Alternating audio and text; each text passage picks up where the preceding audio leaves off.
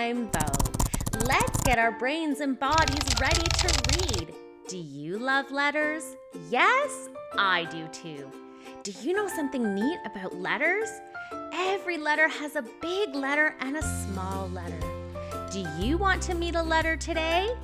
Okay, let's meet the letter F.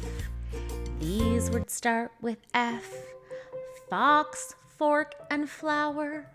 Fox, fork, and flower. I'll start with F. Great job! Would you like to draw the letter F with me? Yes? Okay. Which one would you like to draw first? The big F or the little F? Okay, let's draw the big F first. Draw a line down, put a line on top, draw a line in the middle, now hop, hop, hop. Great job drawing a big F. Now let's draw the little F. Now a little smaller. Remember, the big F is much taller.